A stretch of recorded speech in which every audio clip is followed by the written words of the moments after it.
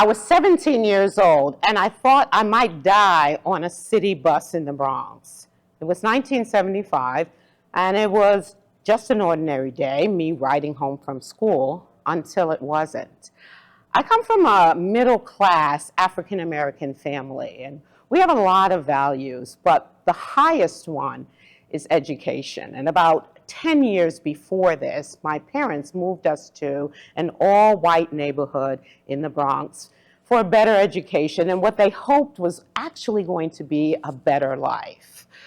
Well, riding home this day, the bus stops about a mile from where I normally get off, and I don't know why. So I get up and I look out the front window and I see a mob of about 50 white young males with red bandanas on running toward the bus.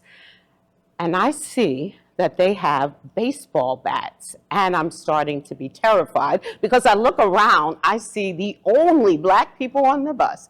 It's the bus driver, a 17-year-old boy, and me. So I know I'm in trouble.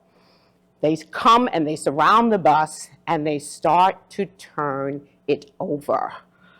Now, I gotta say that in that moment, I don't know that I've ever been more terrified, but also more aware of what's going on. Because you see, in that moment, I'm thinking, wow, this is horrible. Like, I'm meeting conflict at its most violent edge.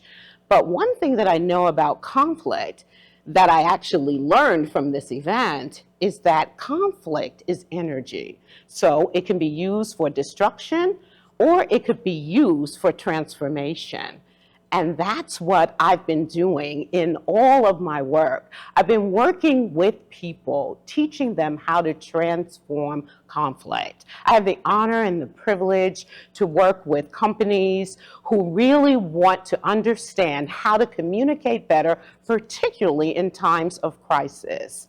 I have a master's degree in education. I have an honorary doctorate for all of the work that I'm doing in the world. I'm an author and I'm a trainer.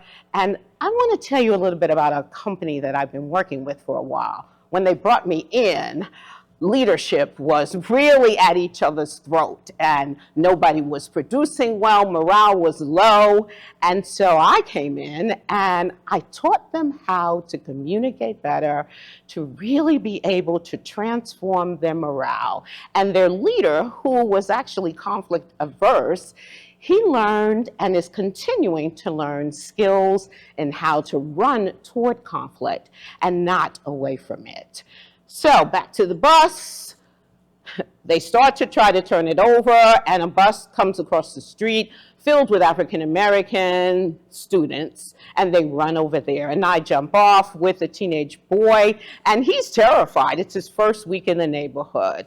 I show him how to get home and then I take myself home. But on that walk, I remember something very clearly. Though I was shaken, I also knew that somehow I am supposed to help people really learn how to do better in situations like this.